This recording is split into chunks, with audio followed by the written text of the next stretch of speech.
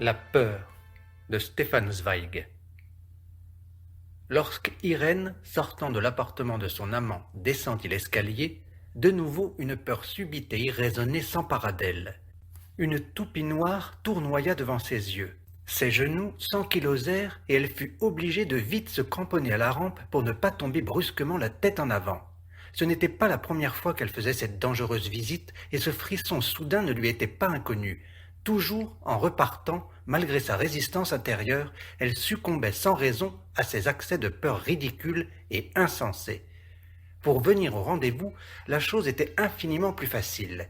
Après avoir fait stopper la voiture au coin de la rue, elle franchissait avec rapidité et sans lever la tête les quelques pas qui la séparaient de la porte cochère et montait précipitamment les marches. Cette première crainte, où il y avait aussi de l'impatience, se fondait dans la chaude étreinte de l'accueil. Mais plus tard, quand elle s'en retournait chez elle, un nouveau frisson mystérieux la parcourait auquel se mêlaient confusément le remords de sa faute et la folle crainte que dans la rue n'importe qui pût lire sur son visage d'où elle venait et répondre à son trouble par un sourire insolent. Déjà les dernières minutes auprès de son amant étaient empoisonnées par l'appréhension de ce qui l'attendait. Quand elle était prête à s'en aller, ses mains tremblaient de nervosité. Elle n'écoutait plus que distraitement ce qu'il lui disait et repoussait hâtivement ses effusions. Partir, tout en elle ne voulait plus que partir, quitter cet appartement, cette maison, sortir de cette aventure pour rentrer dans son paisible monde bourgeois. Puis venaient les ultimes paroles qui cherchaient en vain à la calmer, et que, dans son agitation, elle n'entendait plus. Et c'était enfin cette seconde où elle écoutait derrière la porte pour savoir si personne ne montait ou ne descendait l'escalier. Dehors l'attendait déjà la peur, impatiente de l'empoigner et qui lui comprimait si impérieusement le cœur que dès les premières marches elle était essoufflée. Elle resta ainsi les yeux fermés pendant 1 minute, respirant avidement la fraîcheur crépusculaire qui flottait dans l'escalier. Soudain, à un étage supérieur, une porte claqua. Effrayée, elle se ressaisit et descendit vivement, tout en ramenant contre son visage, d'un geste machinal, l'épaisse voilette qui le couvrait. Maintenant, il y avait encore un moment terrible. Il s'agissait de sortir d'une demeure étrangère et de gagner la rue. Elle baissa la tête comme un sportsman, qui prend son élan pour sauter et fonça subitement vers la porte cochère entr'ouverte. Elle heurta une femme qui semblait justement vouloir entrer. « Pardon, fit-elle, troublée, en même temps qu'elle s'efforçait de passer. Mais la personne lui barra la porte de toute sa largeur et la dévisageant avec colère et mépris, s'écria d'une voix dure et sans retenue. « Je vous y attrape enfin. Bien entendu, c'est une honnête femme, une soi-disant honnête femme. Elle n'a pas assez de son mari, de son argent et de tout ce qu'elle a. Il faut encore qu'elle débauche l'ami d'une pauvre fille. Pour l'amour de Dieu, qu'avez-vous? Vous vous trompez, balbutia Irène, tout en tentant avec maladresse de s'échapper. Mais de son corps massif, la fille boucha de plus belle l'entrée et cria d'une voix perçante. « Non, je ne me trompe pas, je vous connais. Vous venez de chez Édouard, mon ami. Maintenant que je vous y ai enfin prise, je sais pourquoi il a si peu de temps à me consacrer ces derniers jours. C'est à cause de vous, espèce de... » « Pour l'amour de Dieu !» interrompit Irène d'une voix blanche. « Ne criez pas comme cela !» Et involontairement, elle recula sous le portail. La femme la regarda goguenarde. Cette peur qui la faisait vaciller, cette détresse manifeste semblait l'amuser, et elle se mit à examiner sa victime avec un sourire railleur, empreint de satisfaction. Sa voix s'épanouit, devint presque joviale. Voilà donc comme elles sont, les femmes mariées, les belles dames distinguées, quand elles nous volent nos hommes. Elles portent une voilette, une épaisse voilette, pour pouvoir, après, jouer à l'honnête femme. « Quoi? Que me voulez-vous? Je ne vous connais pas. Il faut que je m'en aille. » « Vous en allez? Oui, chez monsieur votre mari, dans un appartement bien chauffé, pour y poser à la grande dame et se faire déshabiller par des domestiques. Ce qu'on fait, nous autres, si on crève de faim ou pas, vous vous en fichez. Hein?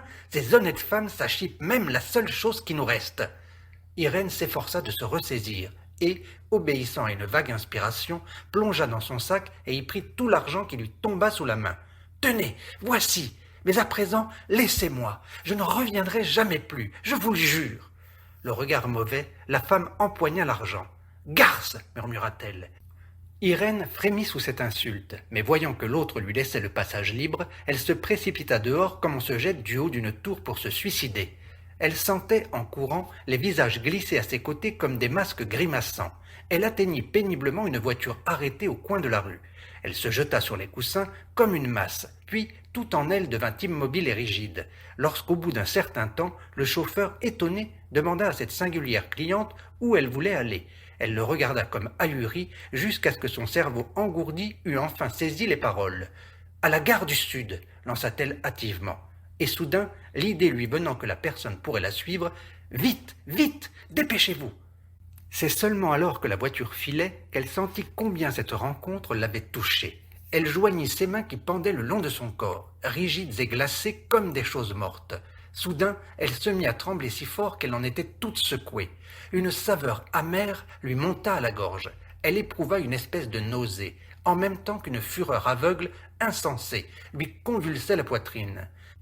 Elle eût voulu hurler ou donner des coups de poing pour se délivrer de l'horreur de ce souvenir, enfoncé dans son cerveau comme un hameçon, pour ne plus voir devant elle ce visage méchant avec son rire goguenard, cette bouche malodorante et pleine de haine qui lui avait craché en pleine figure des paroles si infâmes, ce poing rouge dont la femme l'avait menacée.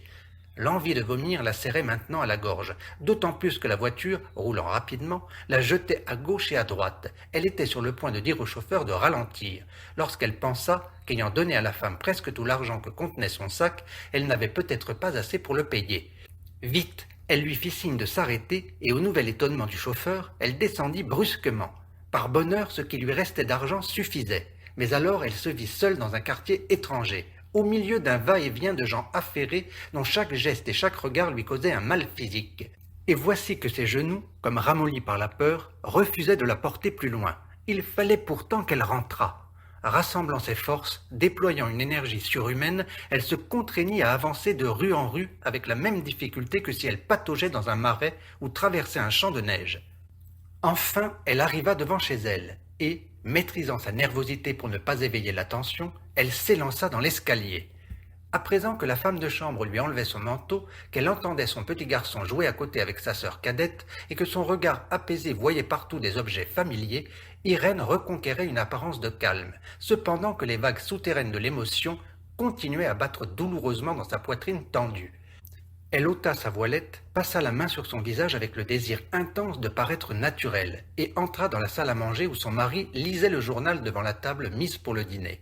« Il est un peu tard, ma chère Irène, fit-il sur un ton de doux reproche, et se levant, il déposa sur sa joue un baiser qui éveilla en elle une pénible sensation. Ils se mirent à table, et il demanda avec indifférence, encore tout à son journal, « Où t'es-tu attardé ?»« J'étais chez Amélie. Elle avait des emplettes à faire, et je l'ai accompagnée, ajouta-t-elle, déjà furieuse contre elle-même d'avoir si mal menti. D'ordinaire, elle s'armait d'un mensonge bien étudié et pouvant faire face à toutes les possibilités de contrôle. Mais aujourd'hui, la peur lui avait fait oublier de prendre ses dispositions, d'où cette improvisation malhabile. Si son mari téléphonait à l'ami pour se renseigner, comme dans la pièce de théâtre qu'ils avaient vue récemment. « Qu'as-tu donc ? Tu me parais nerveuse. »« Pourquoi gardes-tu ton chapeau ?» demanda son mari. Elle tressaillit, se sentit de nouveau embarrassée et se précipita dans sa chambre pour l'enlever. Là, elle se mira dans la glace jusqu'à ce qu'il lui sembla que son regard inquiet était redevenu calme et sûr. Puis, elle rentra dans la salle à manger. La bonne servit le dîner et ce fut un soir comme tous les autres, peut-être un peu plus silencieux, un peu plus froid que d'habitude, un soir où la conversation fut terne, pauvre et souvent trébuchante. Les pensées d'Irène revenaient sans cesse en arrière et tressaillaient d'épouvante en parvenant à l'instant où elle était venue buter contre la femme sinistre. Pour se sentir en sécurité, elle levait la tête et son regard caressait les objets qui l'entouraient et dont chacun avait sa signification ou évoquait un souvenir particulier. Alors, elle éprouvait un léger apaisement. Et le calme mouvement d'acier de la pendule à travers le silence imprégnait imperceptiblement son cœur de sa cadence régulière. Le lendemain, après le départ de son mari pour ses affaires et de ses enfants pour la promenade, lorsqu'elle fut enfin seule avec elle-même, l'affreuse rencontre, à la lumière d'un clair matin et de la réflexion, perdit beaucoup de son importance. Irène se souvint tout d'abord que sa voilette était très épaisse et que par conséquent, il avait été impossible à cette femme de distinguer exactement ses traits.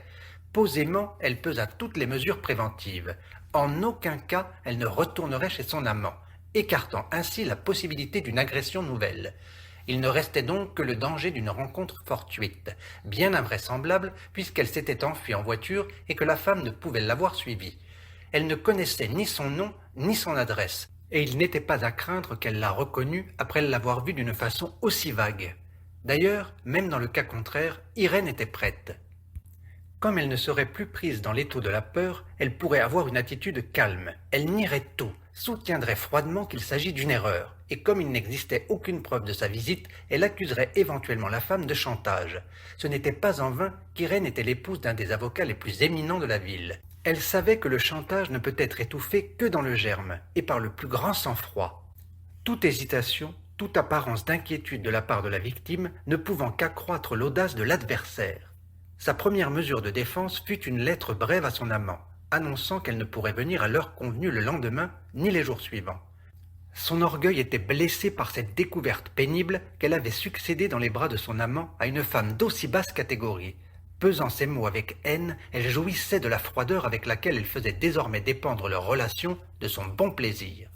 Elle avait connu ce jeune homme, pianiste réputé, à une soirée et était bientôt devenue sa maîtresse, sans vraiment le vouloir et presque sans le comprendre. Son sang n'avait pas appelé celui de l'autre, rien de sensuel et presque rien de physique ne l'avait lié à lui. Elle s'était abandonnée sans besoin, sans grand désir, par une certaine paresse de volonté et par une sorte de curiosité inquiète. Rien en elle, ni son sang complètement apaisé par le bonheur conjugal, ni le sentiment, si fréquent chez la femme mariée, de mener une vie intellectuelle rabougrie, ne la poussait à prendre un amant. Blottie paresseusement dans la tranquillité d'une existence bourgeoise et confortable, elle était tout à fait heureuse aux côtés d'un mari fortuné, qui lui était intellectuellement supérieur, et de leurs 2 enfants. Mais il est une mollesse de l'atmosphère qui rend plus sensuelle que l'orage ou la tempête une modération du bonheur plus énergique que le malheur. La satiété irrite autant que la faim, et la sécurité, l'absence de danger dans sa vie, éveillait chez Irène la curiosité de l'aventure. Lorsque le jeune artiste entra dans son monde bourgeois, où les hommes d'ordinaire rendaient hommage à la jolie femme qu'elle était, en lui servant de fades plaisanteries et en lui faisant une cour respectueuse, sans véritablement la désirer, elle se sentit pour la première fois depuis son adolescence frémir au plus profond d'elle-même. Rien d'autre en lui, peut-être, ne l'avait attiré qu'une ombre de tristesse flottant sur son visage un peu trop régulier. Dans cette mélancolie, étrangère aux gens rassasiés qui l'entouraient, elle avait cru voir un monde supérieur et, involontairement, elle s'était penchée au-dessus de sa vie quotidienne pour le contempler. Un mot d'éloge, prononcé sans doute avec plus d'ardeur qu'il n'eût été convenable, fit lever la tête de l'artiste vers son admiratrice. Et ce premier regard, déjà, empoigna Irène. Un frisson de peur et de volupté la parcourut. Une conversation où tout lui semblait illuminé et chauffé à blanc par des flammes souterraines occupa et excita ensuite sa curiosité, déjà éveillée au point qu'elle ne chercha pas à éviter une nouvelle rencontre à un concert public. Ils se revirent souvent, et bientôt ce ne fut plus l'effet du hasard. Fière de tellement intéresser un véritable artiste, de le comprendre et de le conseiller, comme il l'en assurait sans cesse, elle céda étourdiment quelques semaines plus tard au désir qu'il lui exprima de jouer sa nouvelle œuvre chez lui. Pour elle seule. Promesse peut-être à demi sincère, mais bientôt noyée sous les baisers et finalement oubliée dans l'abandon surpris d'Irène. Le premier sentiment de celle-ci fut l'effroi, devant la tournure sensuelle inattendue qu'avait prise leur rapport. Le charme de leur relation était brusquement rompu, et le chatouillement vaniteux d'avoir renié, par une décision qu'elle croyait sienne, le monde bourgeois où elle vivait ne calmait que partiellement le remords de l'involontaire adultère. Sa vanité changea en orgueil le frisson de la faute qui l'avait effrayée les premiers jours. Mais tout cela n'eut vraiment de valeur qu'au début.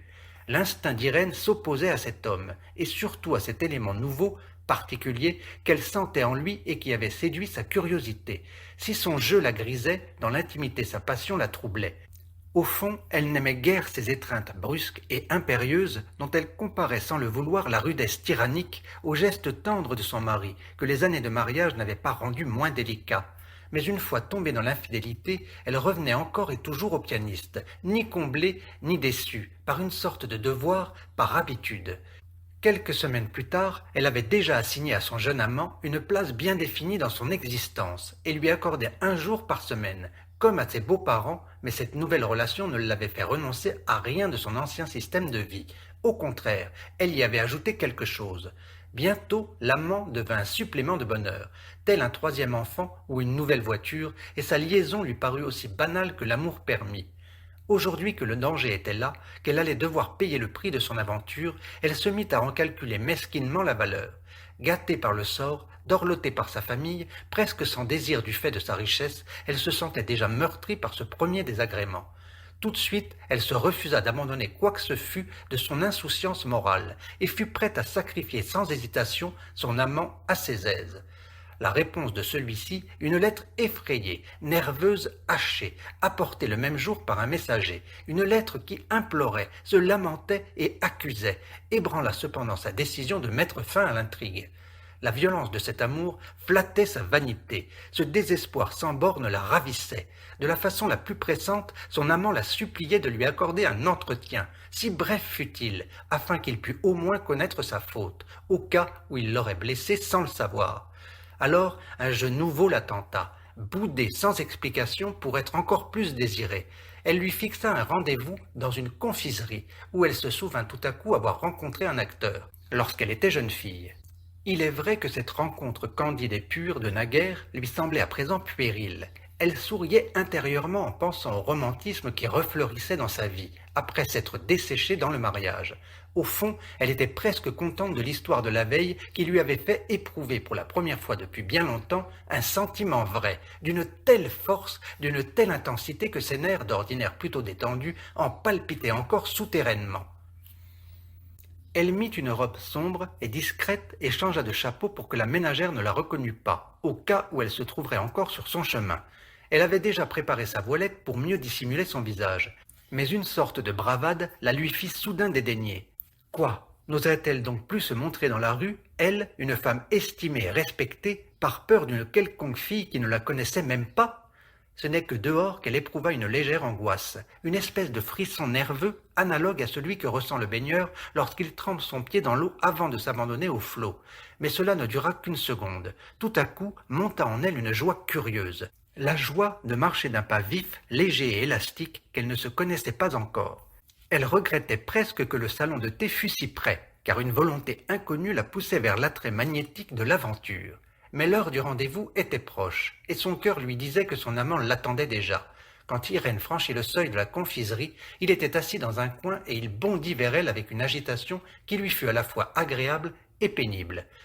Il lui lança dans son désarroi un tel tourbillon de questions et de reproches qu'elle dut le prier de baisser la voix. Sans même indiquer la vraie cause de son absence à leur dernier rendez-vous, elle fit des allusions dont l'imprécision l'enflammait encore plus. Elle demeura inaccessible à ses désirs, avare même de promesses, car elle se rendait compte combien il était excité par ce subit et mystérieux refus.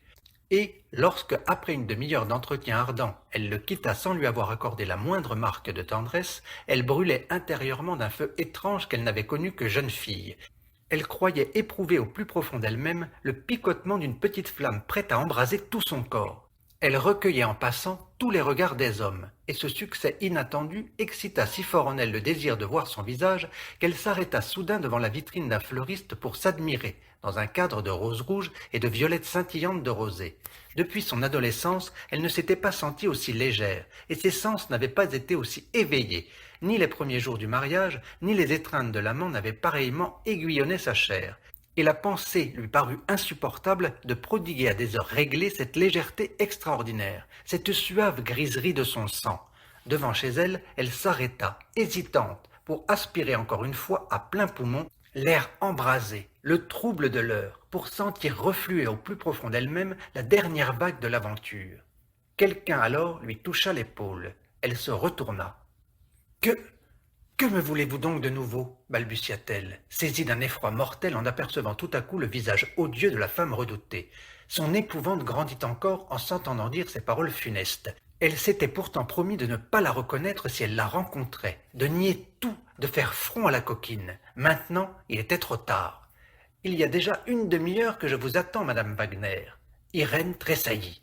Cette personne savait son nom, son adresse. Tout était perdu. Elle était entre ses mains, pieds et poings liés. « Oui, déjà une demi-heure, Madame Wagner, » répéta la femme sur un ton de reproche et de menace. « Que voulez-vous? Que me voulez-vous » Vous le savez bien, madame Wagner. Irène frémit de nouveau en entendant prononcer son nom. Vous savez parfaitement pourquoi je viens. Je ne l'ai plus revu. Laissez-moi à présent. Je ne le verrai jamais plus. Jamais. La femme attendit tranquillement que l'émotion d'Irène l'empêchât de parler. Puis elle lui dit rudement, comme à une subordonnée.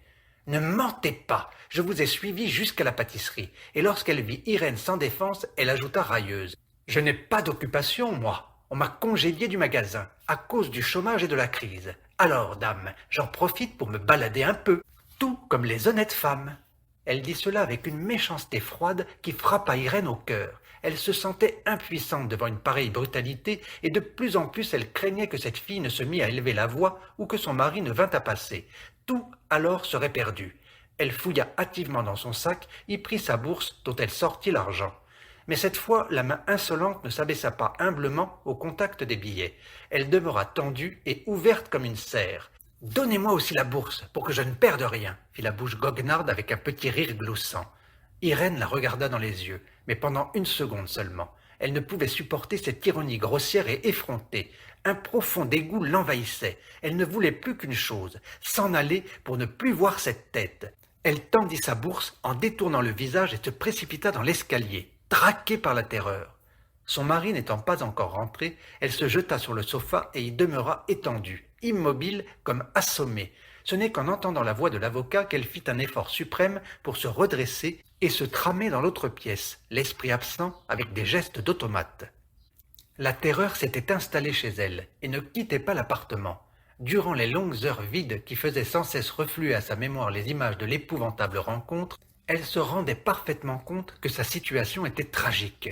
Cette personne, sans qu'elle comprît comment, avait déniché son nom et son adresse, et maintenant que ses premières tentatives avaient si bien réussi, elle exploiterait régulièrement sa découverte sans reculer devant aucun moyen. Elle serait son cauchemar. Aucun effort, même le plus désespéré, ne saurait l'en délivrer. Car tout en possédant des biens et en étant l'épouse d'un homme riche, Irène ne pouvait disposer, sans que celui-ci le sût, d'une somme assez importante pour se débarrasser d'elle une fois pour toutes. De plus, elle le savait par le récit de son mari et par ses procès, les promesses de gens aussi malhonnêtes et indignes, les accords passés avec eux n'ont aucune valeur.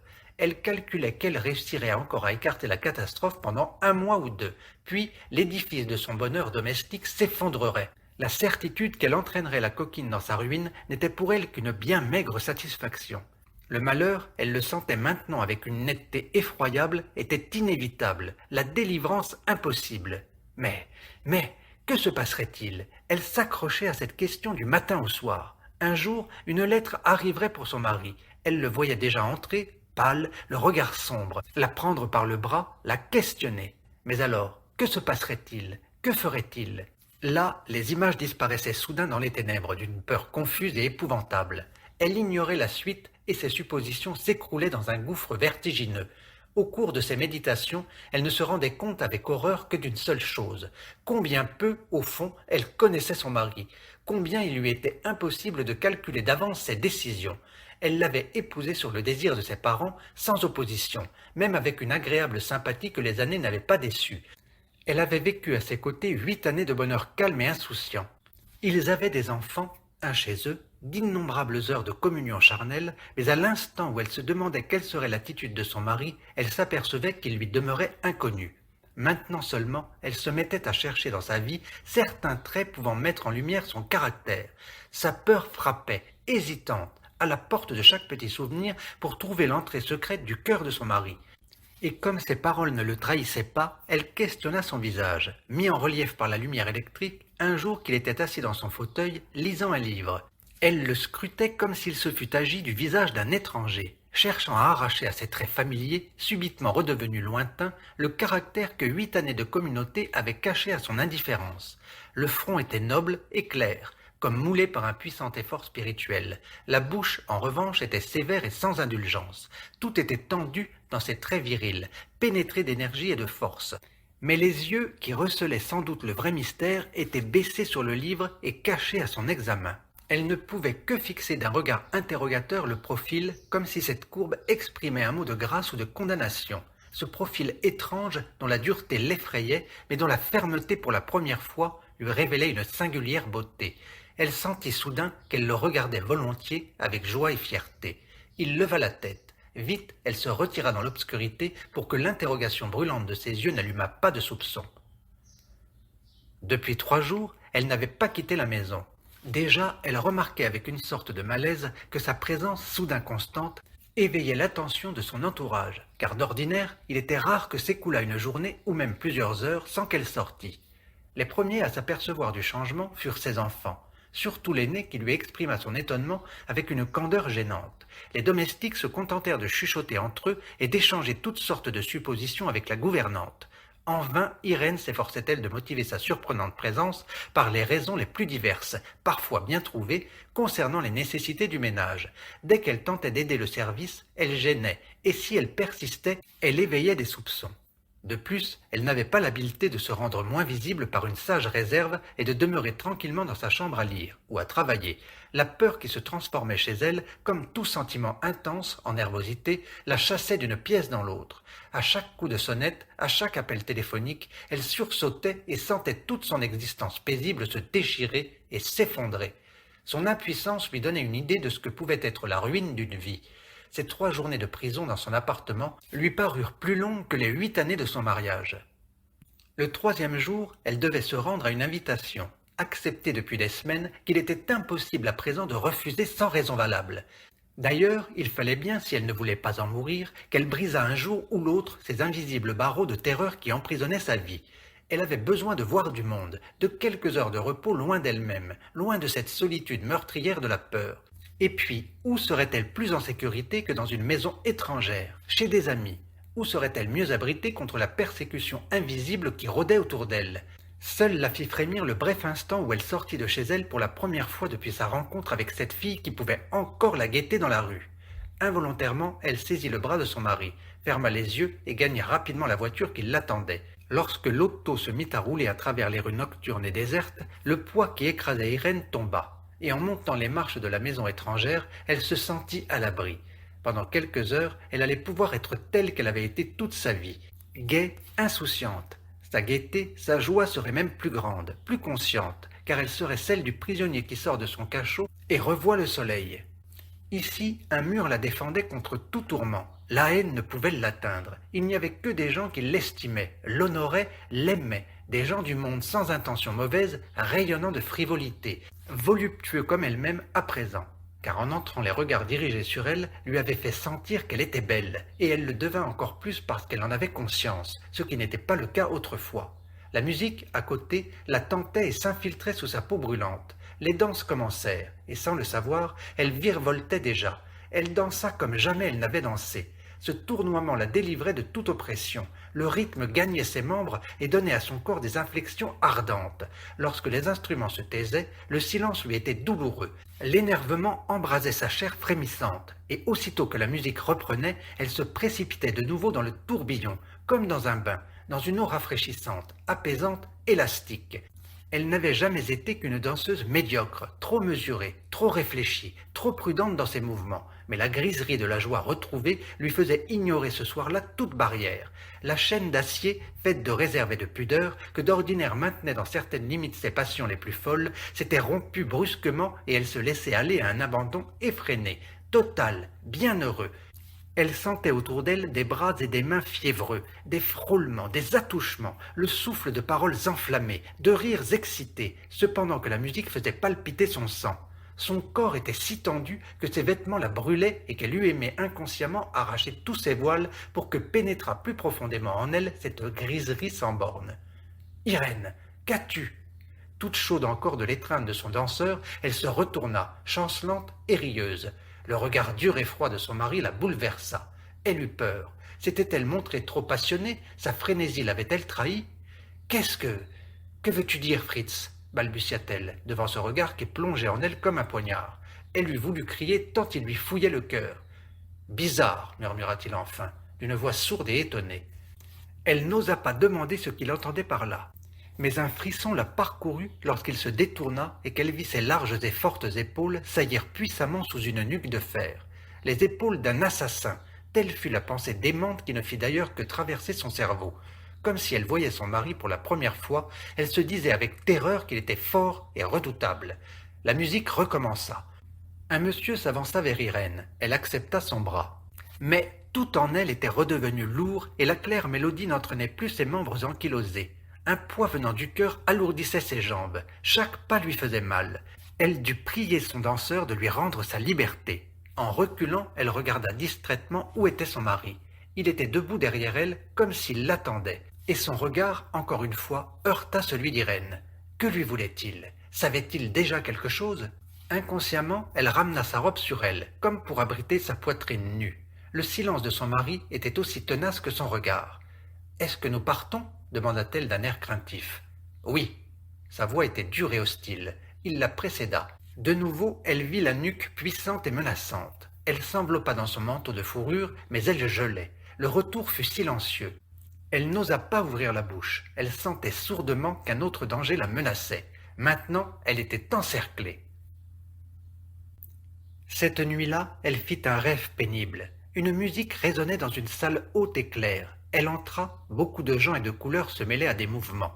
Un jeune homme qu'elle croyait connaître, sans toutefois pouvoir mettre un nom sur son visage, se fraya un passage vers elle, lui prit le bras et la fit danser. Un doux bien-être l'envahissait, une vague de musique la soulevait. Elle ne sentait plus le parquet sous ses pieds, et c'est ainsi qu'ils traversèrent en dansant beaucoup de salles, où des lustres d'or très élevés scintillaient comme des étoiles, et où une succession de glaces lui renvoyait son sourire qu'elle reflétait en même temps à l'infini. La musique devenait de plus en plus ardente, la danse de plus en plus passionnée. À présent, le jeune homme l'enlaçait étroitement, et sa main s'enfonça si fort dans le bras d'Irène qu'elle gémit de douleur et de volupté. Maintenant que ses yeux plongeaient dans ceux de son partenaire, elle crut le reconnaître. C'était un acteur qu'elle avait follement aimé dans son adolescence. Déjà tout enivrée, elle allait lancer un nom, mais il étouffa son léger cri sous un baiser brûlant. Ainsi, les lèvres unies, le corps fondu en une seule flamme, il volait à travers les salles, comme porté par un vent suave. Les murs s'effaçaient devant eux. Sa chair délivrée ne sentait plus de plafond au-dessus d'elle. L'heure était indiciblement légère. Soudain, quelqu'un effleura son épaule.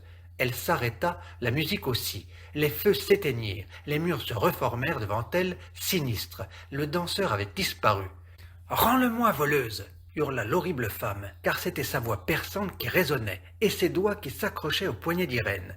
Celle-ci se débattit et poussa un cri, une folle et stridente clameur d'épouvante. Elles luttèrent, mais la femme était la plus forte. Elle lui arracha son collier de perles ainsi que la moitié de sa robe, mettant à nu ses bras et ses seins sur lesquels pendaient des lambeaux d'étoffe.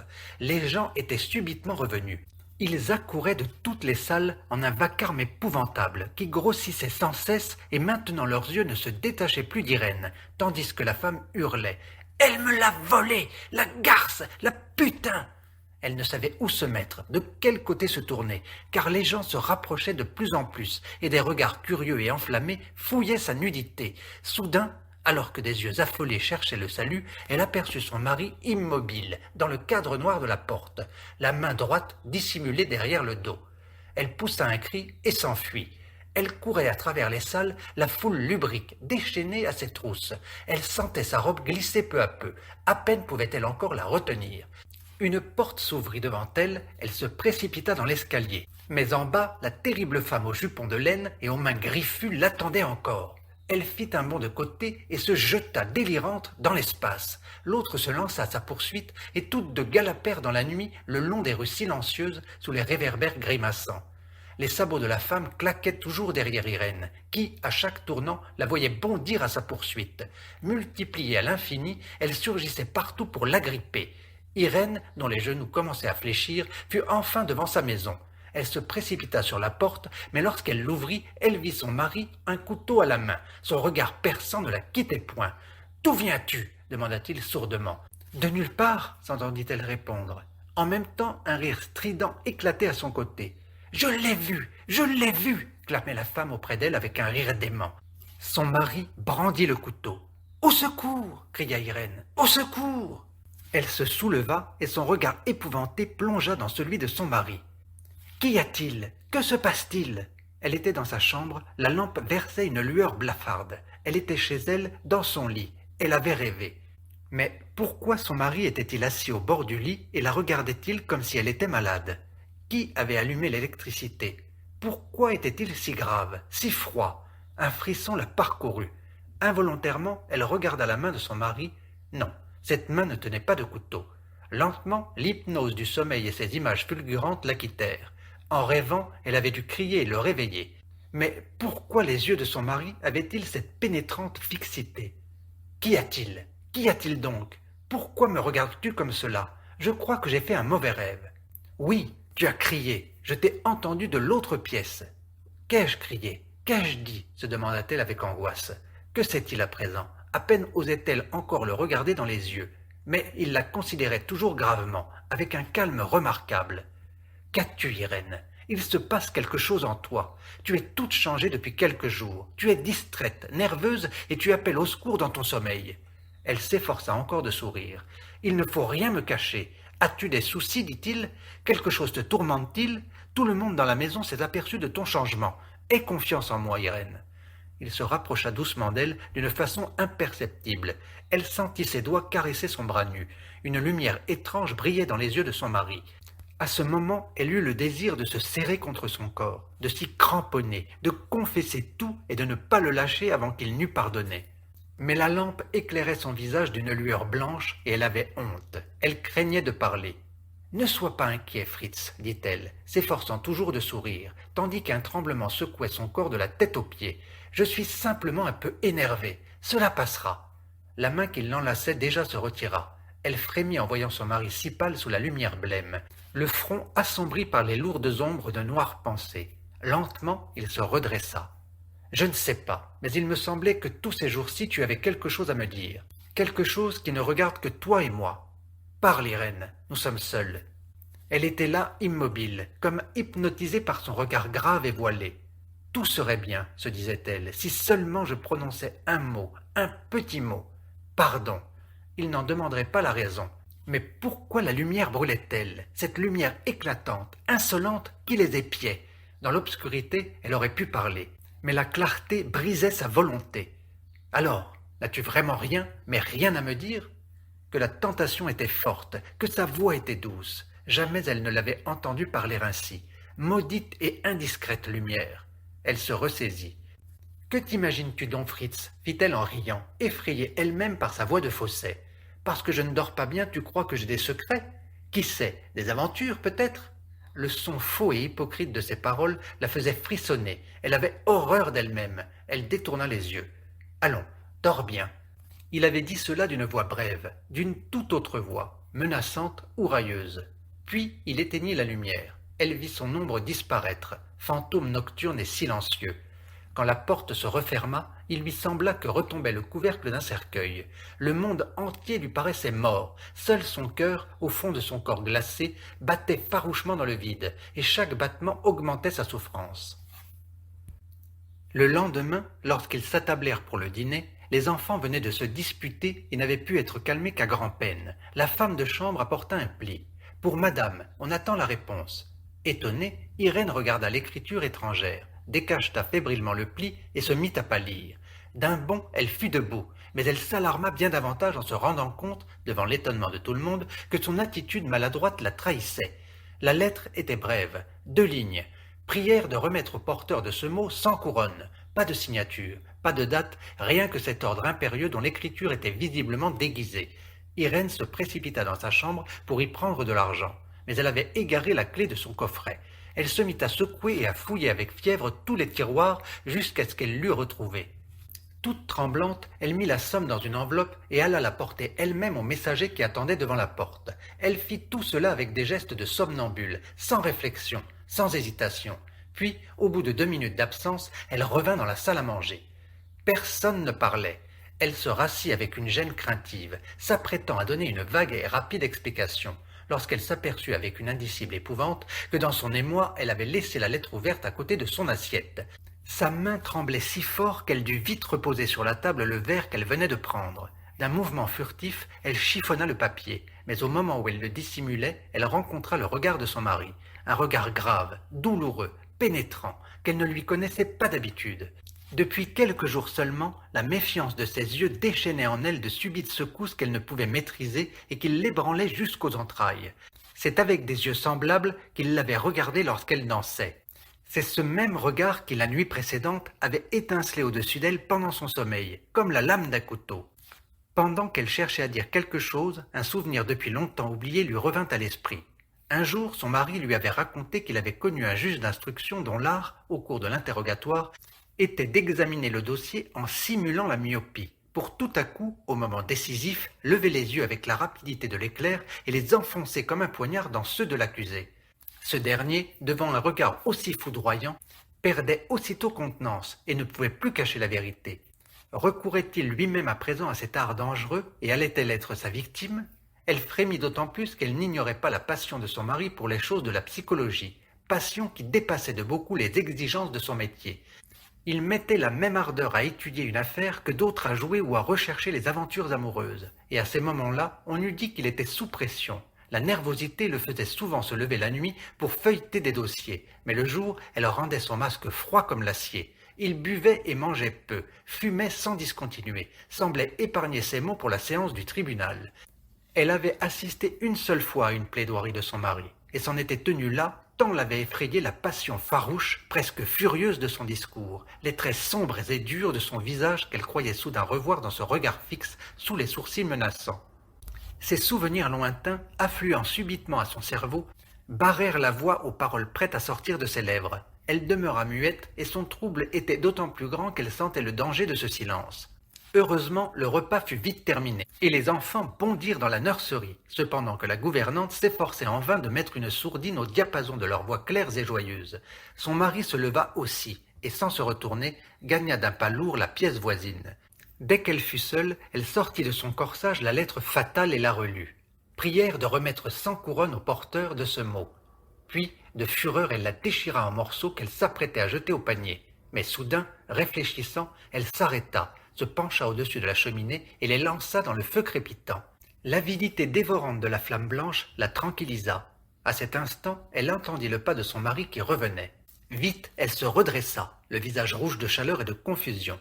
La porte du poêle, encore ouverte, la trahissait. Maladroitement, elle chercha à la masquer de son corps. Il s'approcha de la table, frotta une allumette pour allumer son cigare, et lorsque la flamme éclaira son visage, elle crut voir palpiter ses narines, ce qui chez lui était signe de colère. La regardant alors avec calme, il lui dit « Tu sais que tu n'es pas obligé de me montrer tes lettres. Si tu veux avoir des secrets, tu es tout à fait libre. » Elle resta silencieuse, sans oser le regarder. Il attendit un instant, lança devant lui une forte bouffée de fumée et quitta lentement la pièce. Elle ne voulait plus penser à rien. Elle ne voulait plus que vivre, s'étourdir, occuper son esprit à des choses vides et dénuées de sens. Elle ne pouvait plus rester chez elle. Il lui fallait, elle le sentait, aller dans la rue, parmi les gens, pour ne pas devenir folle de terreur. Avec ses 100 couronnes, elle espérait avoir acheté sa liberté pour quelques jours, et elle décida de sortir. Elle avait des courses à faire, et de plus, il fallait effacer ce que sa conduite avait eu de surprenant. De la porte d'entrée, comme d'un plongeoir, elle se jeta les yeux fermés dans le torrent de la rue. Une fois le dur pavé sous les pieds et le flot ardent de la foule à ses côtés, elle se mit à marcher droit devant elle, avec nervosité, aussi vite que pouvait le faire une dame sans risquer d'attirer l'attention. Tête baissée et dévorée par la crainte compréhensible de rencontrer de nouveau le dangereux regard de la maudite femme. Si elle était filée, elle voulait tout au moins n'en rien savoir. Et pourtant, elle sentait qu'elle ne pouvait songer à rien d'autre et tressaillait chaque fois que quelqu'un, par hasard, l'effleurait. Un monsieur la salua. Levant les yeux, elle reconnut un ancien ami de la famille, un homme d'un certain âge, aimable mais bavard, et que d'ordinaire elle évitait parce qu'il avait l'habitude d'importuner les gens pendant des heures avec ses petits malaises physiques. Peut-être imaginaires d'ailleurs. Aujourd'hui, elle regrettait d'avoir simplement répondu à son salut sans chercher à se faire accompagner, car sa présence l'eût protégée contre une attaque inopinée de sa persécutrice. Elle hésita, voulut retourner sur ses pas, mais soudain il lui sembla que quelqu'un derrière elle cherchait à la rattraper. Sans réfléchir, elle fonça en avant, mais son intuition, aiguisée par la peur, lui disait que son poursuiveur lui aussi activait le pas.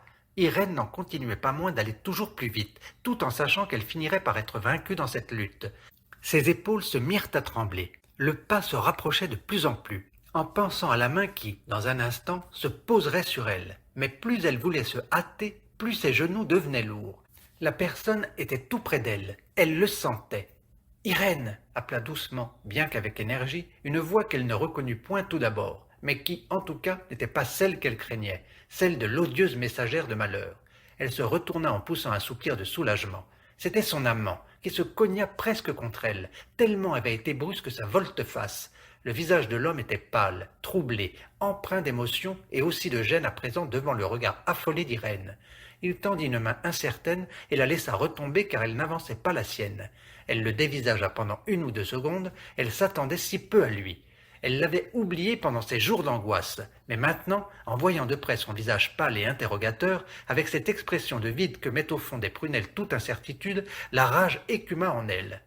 Les lèvres tremblantes d'Irène n'arrivaient pas à dire un mot, et sa surexcitation était si visible que l'amant ne put effrayer que balbutier. « Irène, qu'as-tu » Et lorsqu'il vit son mouvement d'impatience, il ajouta humblement. « Que t'ai-je donc fait » Elle le regarda avec une fureur mal contenue. « Ce que vous m'avez fait, fit-elle sarcastique. Rien, rien du tout, rien que du bien, rien que des gentillesses. L'homme stupéfait restait bouche bée, ce qui accentuait encore le ridicule de son attitude. « Mais, Irène, Irène !»« Pas de scandale, lui dit-elle d'un ton impérieux, et ne jouez pas la comédie. Sans doute est-elle encore près d'ici à me guetter, votre belle amie, pour m'assaillir une nouvelle fois. Qui? Mais qui ?» Elle lui aimait lui renvoyer son poing dans la figure. Cette figure niaise et tordue. Déjà, elle serrait le manche de son parapluie. Jamais elle n'avait tant haï, tant méprisé un homme. « Mais, Irène, Irène !» balbutiait-il, toujours plus troublé. « Que t'ai-je donc fait? Tu as cessé tout à coup de venir. Nuit et jour, je t'ai attendu. Aujourd'hui, je suis resté devant chez toi toute la journée avec l'espoir de pouvoir te parler, ne fût-ce qu'1 minute. Tu m'as attendu? Oui, toi aussi !» La fureur la rendait folle. Avec quel plaisir elle l'eût giflé. Mais elle se retint, le regarda encore une fois avec dégoût, semblant se demander si oui ou non elle allait lui cracher toute sa rage au visage. Puis, soudain, elle lui tourna le dos et s'enfonça dans la foule sans se retourner. Un instant, il resta là, la main tendue et suppliante, consterné et frissonnant. Puis, le flot des passants le poussa et l'entraîna, telle la feuille qui volette et tournoie avant de se laisser emporter, impuissante, par la rivière. Le sort ne voulait point qu'elle s'abandonnât aux espoirs berceurs. Le lendemain, déjà, l'arrivée d'un nouveau billet, véritable coup de fouet, réveillait sa peur assoupie. Cette fois, on voulait 200 couronnes, qu'elle donna sans hésiter. Elle était épouvantée par cette exigence grandissante à laquelle elle ne pourrait pas continuer à faire face. Demain, elle le savait, on réclamerait 400 couronnes, et bientôt 1000. Plus elle donnerait, plus on exigerait. Finalement, lorsque ses moyens seraient épuisés, viendrait la lettre anonyme, la catastrophe. Ce qu'elle obtenait avec son argent, ce n'était qu'un peu de repos, juste de quoi lui permettre de respirer. 2 ou 3 jours de répit, 1 semaine peut-être. Et encore l'énervement et les tourments réduisaient-ils à bien peu de choses la valeur de ce temps. Elle ne pouvait plus ni lire ni s'adonner à quoi que ce fût. Tant la traquait cette peur diabolique. Elle devenait malade. Parfois, elle avait des battements de cœur si violents qu'elle était subitement obligée de s'asseoir. Une lourdeur trouble envahissait ses membres, les rendait las et presque douloureux. Les nerfs palpitants, elle se montrait néanmoins souriante et gaie, sans que quiconque devinât l'effort infini qui se cachait sous cette gaieté feinte, la force héroïque qu'elle dépensait dans cette lutte quotidienne et inutile. Un seul être de son entourage, lui semblait-il, paraissait deviner ce qu'il y avait d'horrible dans sa vie, et cela parce qu'il l'observait. Elle devinait que sans cesse il s'occupait d'elle de même qu'elle s'occupait de lui, et cela lui imposait une prudence de tous les instants. Nuit et jour, ils se guettaient. On eût dit que l'un voulait surprendre le secret de l'autre tout en cachant le sien. Un changement s'était opéré chez son mari ces derniers temps. Son attitude inquisitoriale du début avait fait place à une sorte de bonté et d'attention qui rappelait involontairement à Irène le temps de ses fiançailles. Il la traitait comme une malade, avec une prévenance qui la rendait confuse. Elle sentait parfois frémissante qu'il l'invitait à prononcer les mots qui la délivreraient, qu'il l'engageait à se confesser. Elle comprenait son intention et lui en était très reconnaissante. Mais en même temps que croissait sa gratitude, elle sentait aussi grandir sa honte, obstacle plus considérable à sa confession que la méfiance de la veille. Une fois, au cours de ces journées, il lui parla très nettement, les yeux dans les yeux. Elle venait de rentrer, et du vestibule, elle entendait des voix bruyantes, celle de son mari, énergique et tranchante, celle, grondeuse de la gouvernante, des pleurs et des sanglots se mêlaient à ce bruit. Elle fut aussitôt saisie de frayeur. Chaque fois qu'elle entendait parler à voix haute ou qu'il se produisait un incident quelconque dans la maison, elle frémissait. La peur brûlante qu'une lettre de chantage ne fût déjà là, que le secret ne fût découvert. Toujours, lorsqu'elle ouvrait la porte, son premier regard interrogeait les visages, pour voir s'il ne s'était rien passé en son absence, si la catastrophe ne s'était pas produite pendant qu'elle n'était pas là. Cette fois encore, comme elle s'en rendit compte avec soulagement, il ne s'agissait que d'une querelle d'enfants, réglée par un tribunal improvisé. Quelques jours avant, une tante avait apporté au garçonnet un joli cheval peint. La petite sœur, qui avait reçu un cadeau de moindre importance, en avait conçu une amère jalousie. En vain avait-elle cherché à faire valoir des droits sur le jouet. Elle l'avait d'ailleurs fait si âprement que son frère lui avait interdit de toucher à son cheval. Interdiction qui avait provoqué chez elle une violente colère, qui se transforma ensuite en un silence sombre, sournois, obstiné. Le lendemain matin, plus de cheval et tous les efforts du petit garçon pour le retrouver avaient été inutiles, lorsque par hasard on découvrit dans la cheminée le jouet éventré et mis en pièces. Les soupçons de l'enfant s'étaient tout naturellement portés sur sa sœur, et il s'était précipité en pleurant chez son père pour accuser la méchante. L'interrogatoire venait de commencer. Les débats ne durèrent pas longtemps. Au début, l'accusée nia, les yeux craintivement baissés et avec un tremblement dans la voix qui la trahissait. La gouvernante témoigna contre elle, elle l'avait entendue dans sa colère menacer son frère de jeter le cheval par la fenêtre, ce que la petite s'efforçait en vain de démentir. Pendant ce temps, Irène ne regardait que son mari. Il lui semblait que ce n'était pas la fillette, mais elle-même que l'on jugeait. Demain ne serait-ce pas elle d'ailleurs qui se tiendrait ainsi devant lui, avec ce même tremblement saccadé dans la voix? Tant que l'enfant persista dans son mensonge, le père demeura sévère, mais il s'efforçait de vaincre petit à petit sa résistance. Pas une seule fois il ne se mit en colère. Lorsque les dénégations de l'accusé se transformèrent en une sourde obstination, il se mit à lui parler avec douceur, lui fit comprendre les mobiles de son acte, l'excusa même, en quelque sorte, lui déclarant être sûr que si elle avait commis quelque chose d'aussi laid, dans un élan irréfléchi de colère, c'était parce qu'elle ne s'était pas rendue compte de toute la peine qu'elle allait causer à son frère. Il mettait tant de chaleur, tant d'insistance à présenter sa faute à l'enfant, de plus en plus ébranlé, comme quelque chose de concevable et pourtant de répréhensible, que finalement elle éclata en sanglots, et bientôt, inondée de larmes, elle avoua en balbutiant. Irène se précipita vers l'enfant pour la prendre dans ses bras, mais celle-ci la repoussa, cependant que son mari s'opposait à cette trop prompte compassion. Il ne voulait pas, malgré tout, laisser le méfait impuni, et il prit contre la fillette une sanction qui, tout insignifiante qu'elle fût, n'était pas sans la toucher. Le lendemain, elle ne se rendrait pas à une fête, où elle se réjouissait d'aller depuis des semaines. L'enfant sanglota de plus belle en entendant cette décision. Déjà, le petit garçon triomphait bruyamment, mais cette joie du malheur des autres devait aussi être punie, et il fut décidé que lui non plus n'irait pas à la fête. Finalement, les deux enfants se retirèrent tout penauds, vaguement consolés par l'égalité du châtiment qui les frappait, cependant qu'Irène restait seule avec son mari. Elle sentit soudain qu'elle avait là l'occasion de parler de sa propre faute, tout en engageant une conversation sur celle de sa fille. Si son mari accueillait avec bienveillance son plaidoyer en faveur de l'enfant, elle oserait peut-être plaider sa propre cause. « Dis Fritz, commença-t-elle, veux-tu vraiment défendre aux enfants d'aller demain à la fête? Si ton intention est arrêtée, ils en seront très malheureux, surtout la petite. Au fond, ce qu'elle a fait n'est pas bien terrible. Pourquoi la punir d'une façon si sévère? Ne te fait-elle pas pitié ?» Il la regarda. « Tu me demandes si elle me fait pitié? À cela je te répondrai. Elle ne me fait plus pitié.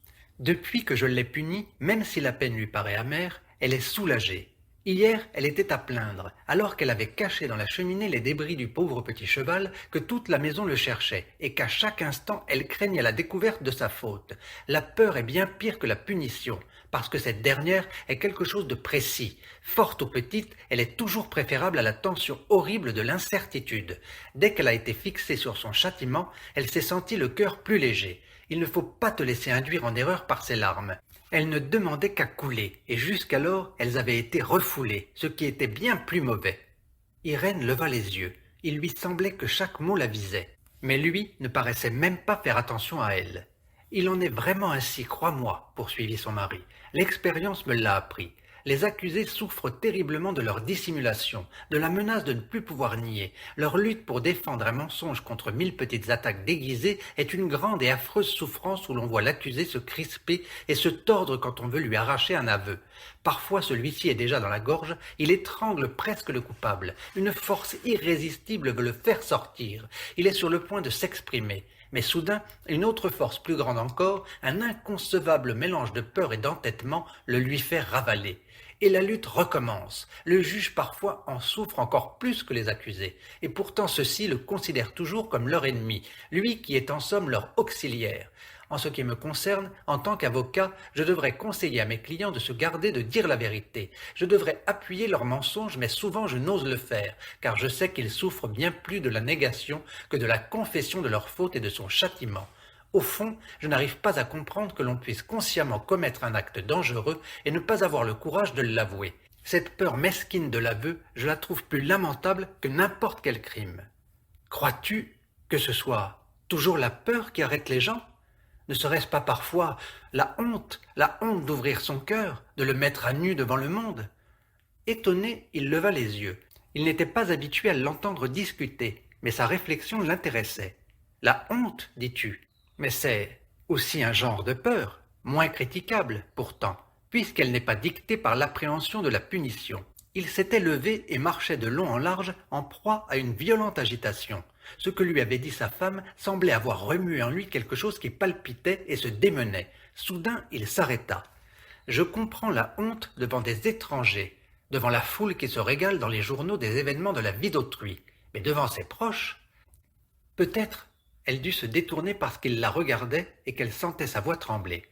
Peut-être la honte est-elle plus forte encore, à l'égard de proches, d'intimes. Il était là immobile, comme dominé par une force intérieure. Alors, tu crois, et tout à coup sa voix changea, devint douce et voilée. Tu crois que l'enfant aurait plus facilement avoué sa faute à quelqu'un d'autre, à la gouvernante par exemple? J'en suis convaincu. Si elle t'a opposé une si grande résistance, c'est parce que ton jugement lui importait plus que tout autre, parce que c'est toi qu'elle aime le plus. Tu as peut-être raison. C'est bizarre, jamais je n'avais songé à cela. Tu as sûrement raison. Et je ne veux pas que tu me croies incapable de pardonner. Non, je ne le veux pas. Surtout toi, Irène. Il la regarda fixement et elle se sentit rougir. Parlait-il ainsi avec intention ou n'était-ce qu'un hasard, un sournois et dangereux hasard? De nouveau, l'effroyable incertitude la torturait. Le jugement est cassé, s'écria-t-il. Il semblait en proie à une sorte de gaieté. La punition d'Hélène est levée, et je vais moi-même le lui annoncer. Là, tu es contente de moi, ou as-tu encore un désir à m'exprimer? Tu vois que je suis aujourd'hui d'humeur généreuse. C'est peut-être parce que je suis heureux d'avoir à temps reconnu une injustice. Cela nous procure toujours un soulagement, Irène. Toujours. Elle crut comprendre pourquoi il s'appuyait sur ce dernier mot. Elle se rapprocha de lui. Déjà, elle sentait les mots sourdre en elle. Lui aussi s'avança, comme pour lui prendre hâtivement des mains le secret qui lui pesait tant. Mais à cet instant, elle rencontra son regard avide et impatient, et s'en fut fait de ses velléités d'aveu. Ses mains retombèrent avec lassitude, elle se détourna. C'était inutile, elle s'en rendait compte. Jamais elle ne pourrait prononcer la parole libératrice qui la brûlait intérieurement et dévorait en elle toute paix. L'avertissement se faisait de plus en plus pressant, mais elle savait qu'elle ne pourrait échapper à son destin. Et déjà son désir intime appelait ce qu'elle avait tant redouté jusqu'ici, la découverte de sa faute. Son souhait parut vouloir se réaliser plus vite qu'elle ne le croyait. La lutte durait depuis une quinzaine, et elle se sentait à bout de force. Pendant 4 jours, la personne ne s'était pas montrée. Mais la peur s'était si bien infiltrée dans le corps et dans le sang d'Irène qu'à chaque coup de sonnette, elle bondissait à la porte d'entrée pour recevoir elle-même la lettre de chantage qu'elle attendait à tout instant. Il y avait dans son énervement une espèce d'impatience, de désir presque, car chacun des versements qu'elle effectuait représentait pour elle un soir d'apaisement, quelques heures de tranquillité en compagnie de ses enfants, le temps d'une courte promenade en ville. De nouveau, un coup de sonnette la fit accourir à la porte. Elle ouvrit et fut étonnée au premier moment de voir une étrangère, mais ensuite elle recula, épouvantée, car dans cette femme, vêtue d'une robe neuve et coiffée d'un chapeau élégant, elle venait de reconnaître son odieuse persécutrice. « Ah, c'est vous, Madame Wagner, j'en suis bien aise. J'ai à vous parler d'une chose importante. » Sans attendre la réponse d'Irène, qui, atterrée, s'appuyait d'une main tremblante sur la poignée de la porte, elle entra et déposa son ombrelle, une ombrelle d'un rouge vif, et sans doute acquise avec le produit de son chantage. Elle se mouvait avec une assurance inouïe, comme si elle se trouvait dans sa propre demeure, et tout en contemplant avec satisfaction, avec une espèce d'acquiescement même, la magnifique installation, elle s'avança, sans en être priée, vers la porte entr'ouverte du salon. « Ici, n'est-ce pas ?» fit-elle avec une raillerie contenue, devant l'effarement d'Irène qui, encore incapable de parler, tentait de lui barrer le chemin. Elle ajouta pour la tranquilliser. « Nous pourrons en finir vite, si cela vous est désagréable. » Irène la suivit sans résistance. La pensée que sa persécutrice avait osé s'introduire dans son appartement, cette audace qui dépassait ses suppositions les plus terribles, l'étourdissait. Elle croyait rêver. « C'est joli chez vous, très joli, » dit la fille avec une satisfaction visible, tout en prenant un siège. « Ah, qu'on est bien dans ce fauteuil, et ces beaux tableaux. C'est seulement dans de pareilles occasions qu'on se rend compte comme nous vivons pauvrement nous autres. Oui, c'est joli chez vous, très joli, Madame Wagner. » En voyant cette femme indigne commodément installée dans son salon, Irène laissa éclater sa fureur. « Que voulez-vous donc de moi, misérable? Me faire chanter encore? Et vous osez me poursuivre jusqu'ici? Mais je ne permettrai pas que vous me torturiez ainsi. Ne parlez donc pas si haut, dit l'autre avec une familiarité offensante. La porte est ouverte et les domestiques pourraient nous entendre. Pour moi, ça m'est bien égal. Je m'en moque, car mon Dieu, en prison, ça ne pourrait pas aller plus mal que dans la chienne de vie que je mène à présent. Mais vous, Madame Wagner, vous devriez être plus prudente. Je vais tout d'abord fermer la porte, puisque vous jugez utile de vous mettre dans tous vos états. Mais les insultes ne m'en font rien. Ça, je vous le dis tout de suite. » L'énergie d'Irène, raffermie un instant par la colère, s'effondra vite devant la décision inébranlable de son ennemi. À présent, elle était là comme une enfant qui attend pour qu'on lui dicte son devoir, anxieuse et presque humble. « Alors, Madame Wagner, je ne vais pas tourner autour du pot. Ça va mal chez moi, vous le savez, je vous l'ai déjà dit. Aujourd'hui, j'ai besoin d'argent pour mon loyer. Je le dois d'ailleurs depuis longtemps, ainsi que bien d'autres choses, mais je veux mettre un peu d'ordre dans mes affaires. Je suis donc venu chez vous pour que vous me donniez, disons, 400 couronnes. » « Impossible, bégaya Irène, effrayée par l'importance de la somme exigée, et dont elle ne disposait pas en effet pour le moment. « Vraiment, je ne les ai pas. Je vous ai déjà donné 300 couronnes ce mois-ci. Où voulez-vous que je les prenne? On peut toujours s'arranger. Réfléchissez. Une femme aussi riche que vous peut avoir de l'argent tant qu'elle veut, mais il faut qu'elle le veuille. Réfléchissez un peu, Madame Wagner, et ça marchera. Mais je n'ai pas cet argent réellement. Volontiers je le donnerais si je l'avais. Je ne dispose pas d'une somme aussi élevée. Je pourrais vous donner quelque chose, 100 couronnes peut-être. J'ai besoin de 400 couronnes, que je vous ai dit. » Elle lança les mots brutalement, comme offensée par la proposition. « Encore une fois, je vous assure que je n'ai pas 400 couronnes, » cria Irène en proie au désespoir. En même temps, elle se disait, « Si mon mari arrivait, à tout moment il peut apparaître. Je vous le jure, je ne les ai pas. » « Alors tâchez de vous les procurer. »« Impossible !» La fille la dévisagea de haut en bas, comme pour l'évaluer. « Et cette bague-là, par exemple, si on l'engageait, ça marcherait tout de suite. Je ne m'y connais pas en bijoux, je n'en ai jamais eu, mais je crois bien que pour ce machin-là, on peut avoir 400 couronnes. »« Mon anneau !» s'exclama Irène. C'était sa bague de fiançailles, la seule qui ne la quittait jamais et dans laquelle était enchâssée une pierre précieuse. « Eh bien, pourquoi pas ? Je vous enverrai la reconnaissance. Comme ça, vous pourrez la dégager quand vous voudrez. Vous la retrouverez sûrement. Je n'en veux pas, moi. Qu'est-ce qu'une pauvre fille comme moi ferait d'une bague aussi chic? Pourquoi me persécutez-vous ainsi? Pourquoi me torturer de la sorte? Je ne peux pas, je ne peux pas. Il faut que vous me compreniez. Vous voyez bien que j'ai fait tout ce que je pouvais. Vous devez me comprendre. Pitié. Personne n'a eu pitié de moi. On m'a presque laissé crever de faim. Pourquoi aurais-je moi pitié d'une femme riche comme vous? Irène s'apprêtait à répondre vertement, mais soudain son sang se figea. N'était-ce point la porte d'entrée qui s'ouvrait et se refermait? C'était sûrement son mari qui venait de son bureau. Sans réfléchir, elle arracha sa bague et la tendit à la femme qui la fit rapidement disparaître. « N'ayez pas peur, je pars » fit celle-ci devant l'angoisse indicible qui se lisait sur le visage d'Irène en entendant des pas d'homme dans l'antichambre. Elle ouvrit la porte, salua l'avocat qui entrait et dont le regard se posa sur elle un court instant, sans qu'elle parût attirer son attention, puis disparut. « C'est une dame qui est venue me demander un renseignement, » dit Irène aussitôt que la porte se fut refermée derrière l'intruse en mettant dans cette explication le reste de ses forces. Elle venait de vivre une minute tragique. Son mari ne répondit pas et se dirigea vers la salle à manger où la table était déjà mise. Irène avait la sensation que l'air la brûlait à l'endroit d'ordinaire occupé par sa bague. Il lui semblait que tous regardaient ce petit espace de chair nue comme un stigmate. Aussi s'efforçait-elle en mangeant de dissimuler sa main, mais ses gens surexcités la raillaient, lui faisaient croire que le regard de son mari ne quittait point son doigt, le suivait dans ses évolutions, et elle usait de tous les moyens pour essayer de détourner son attention. Elle lui adressait la parole, aux enfants, à la gouvernante, sans cesse elle ranimait par des questions la petite flamme de la conversation, mais toujours l'entretien, dépourvu de chaleur, s'arrêtait. Elle tentait de paraître joyeuse et de pousser les autres à la gaieté. Elle taquinait les enfants et les excitait l'un contre l'autre. Mais ils ne se disputaient pas et ne riaient pas non plus. Son enjouement, elle s'en rendait compte, devait sonner faux, et tout le monde le sentait, inconsciemment.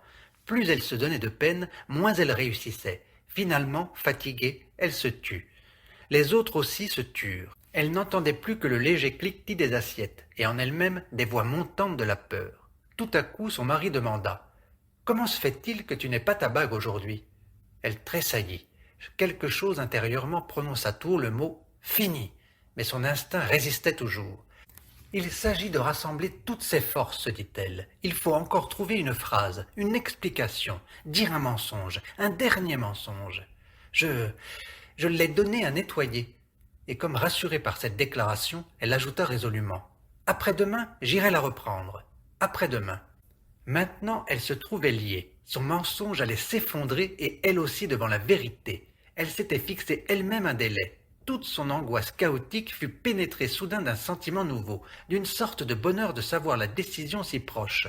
Après-demain, maintenant elle savait à quoi s'en tenir. Et cette certitude apportait à sa peur un étrange apaisement. Une énergie nouvelle surgissait en elle, la force de vivre et celle de mourir.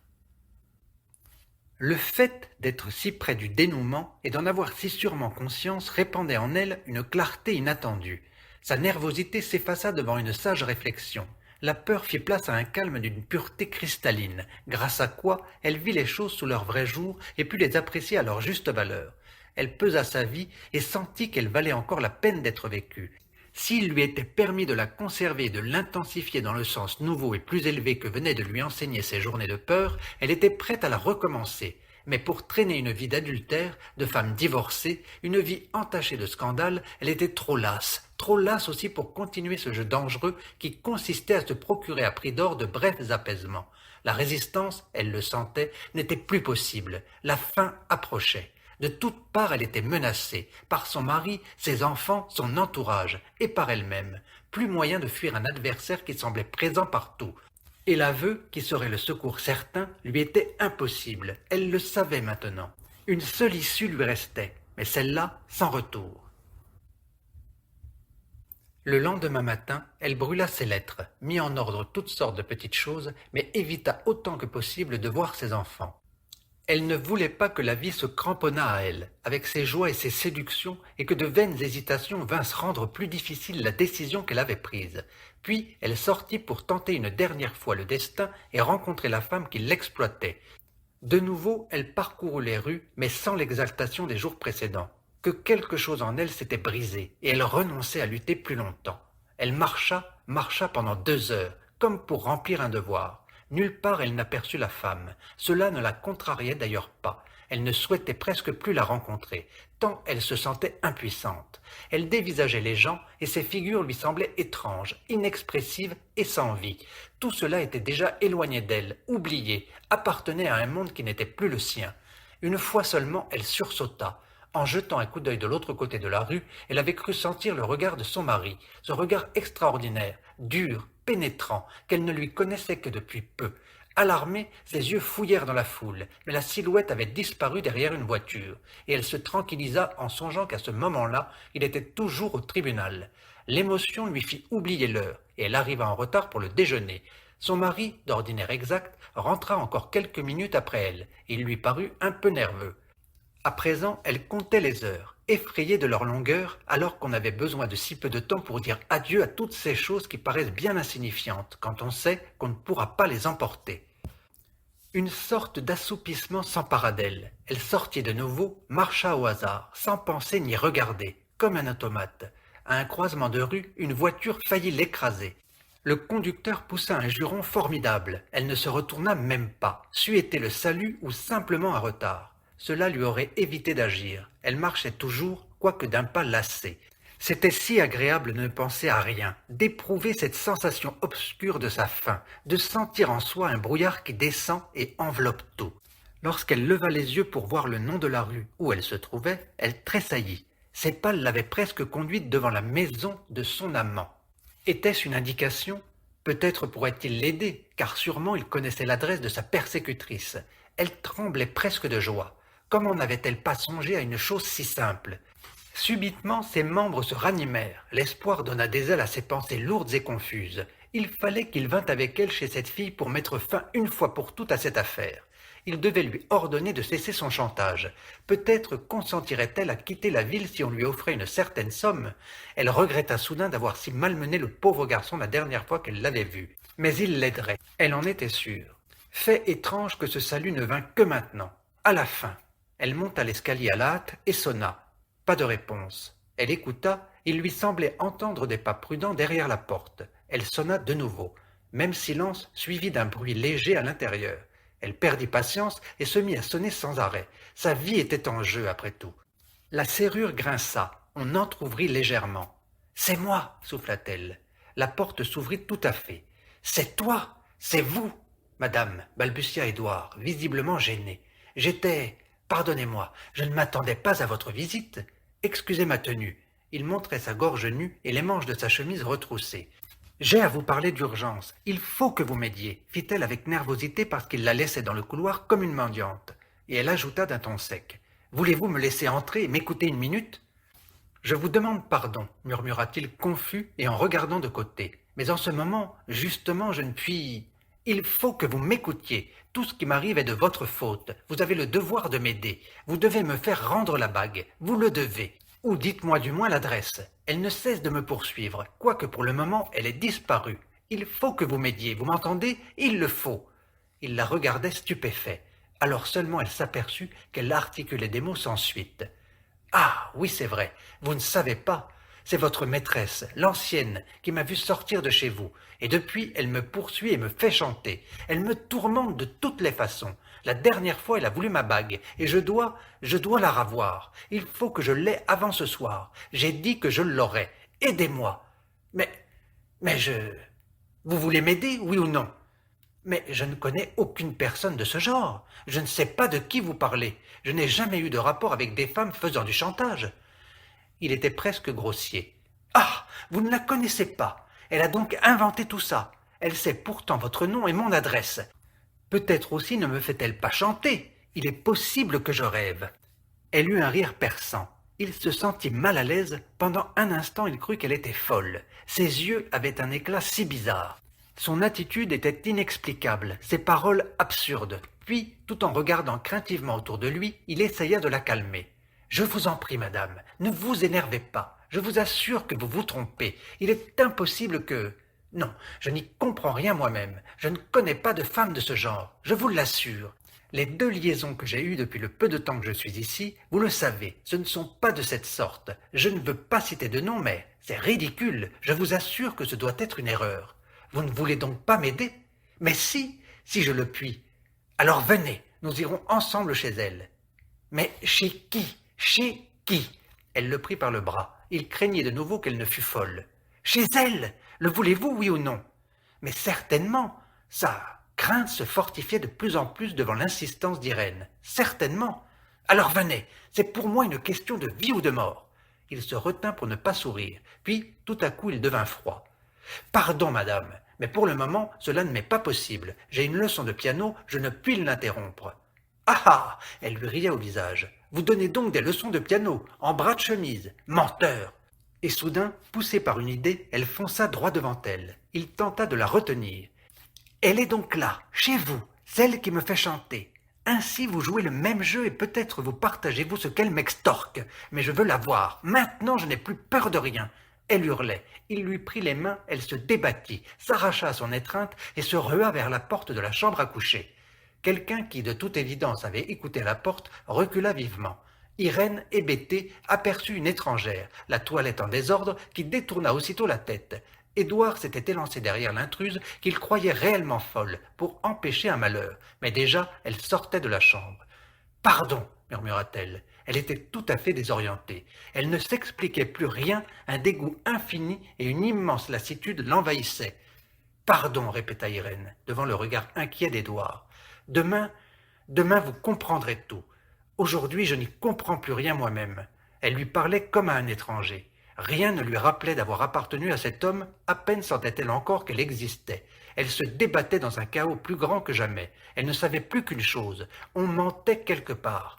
Mais elle était trop lasse pour penser encore, trop lasse pour chercher à savoir. Elle descendit l'escalier les yeux fermés, comme un condamné marchant à la guillotine.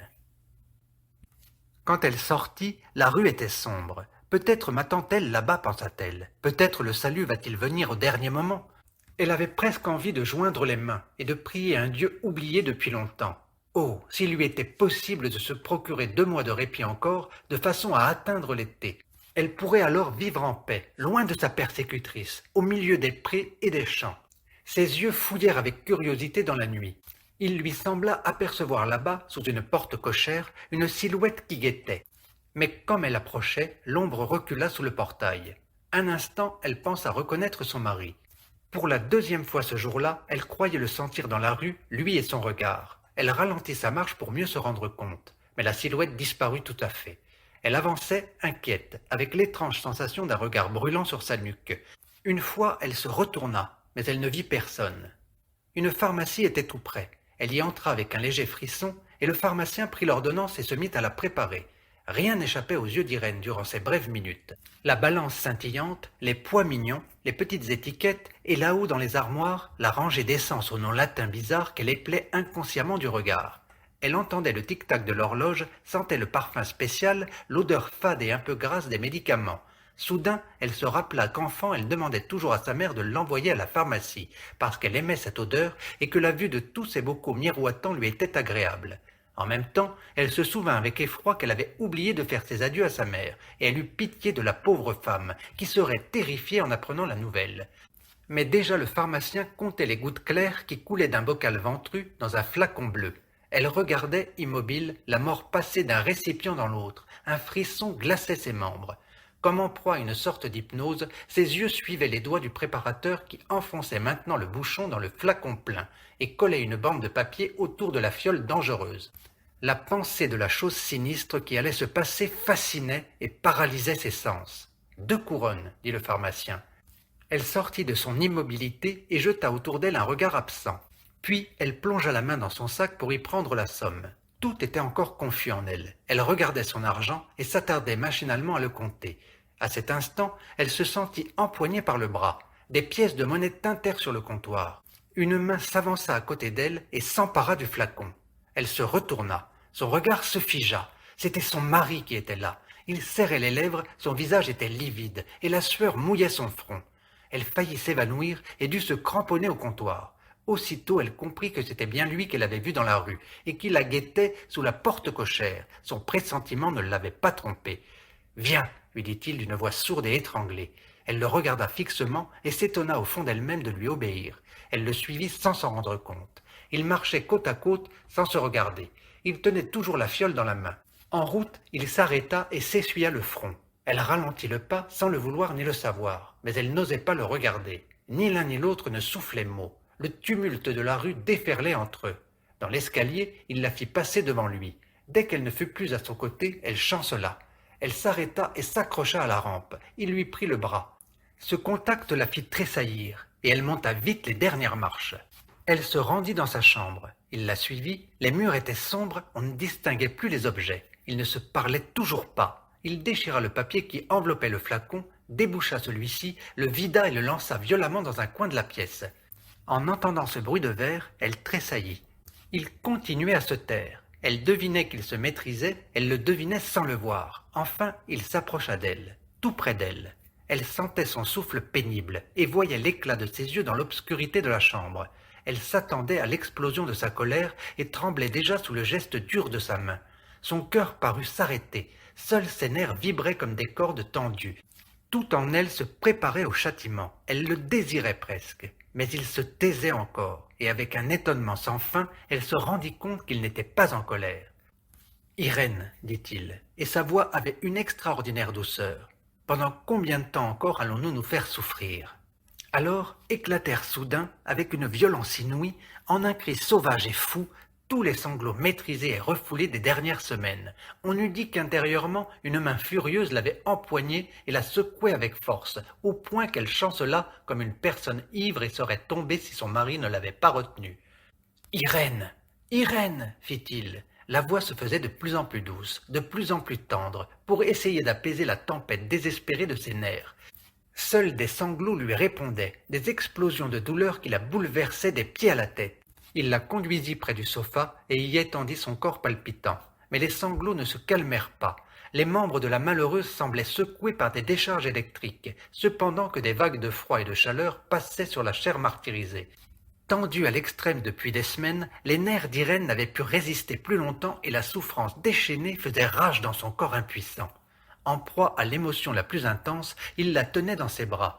Il lui prit ses mains froides, baisa sa robe et sa nuque, doucement d'abord, puis sauvagement, avec passion et angoisse. Mais le corps recroquevillé se contractait toujours, et les sanglots ne cessaient point.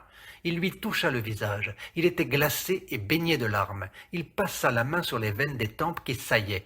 Une peur indicible l'envahit. Il s'agenouilla pour lui parler joue contre joue. « Irène !» Il l'avait reprise dans ses bras. « Pourquoi pleures-tu ? Maintenant que tout est fini. Pourquoi te tourmentes-tu encore ? Tu n'as plus rien à craindre. Elle ne reviendra plus. Jamais. » De nouveau, le corps de la malheureuse se convulsa violemment. Il eut un frémissement d'horreur devant ce désespoir déchirant. Il lui semblait qu'il l'avait assassinée, et la couvrant de baisers, il se mit à lui balbutier des mots confus d'excuses. « Non, jamais plus. Je te le jure. Je ne pouvais pas penser que tu en serais effrayé à ce point. Je ne voulais que te rappeler à ton devoir, pour que tu le quittes, pour toujours, que tu reviennes à nous. Je n'avais pas d'autre moyen lorsque j'ai appris la chose par hasard. Je ne pouvais pourtant pas te le dire moi-même. Je croyais toujours que tu reviendrais.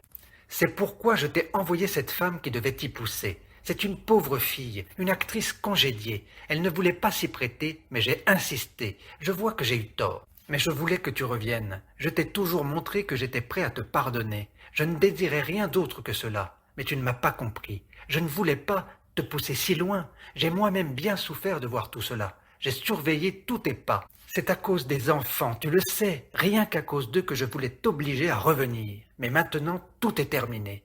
Tout est réparé. » Elle entendait, provenant d'un lointain infini, des mots qui résonnaient sourdement à son oreille et qu'elle ne comprenait pas.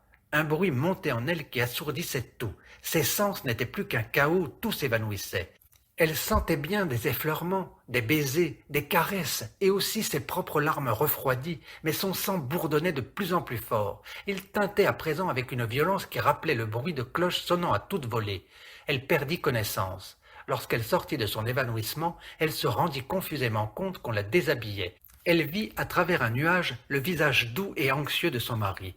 Puis elle glissa dans les ténèbres du sommeil sans rêve, dont elle était privée depuis si longtemps.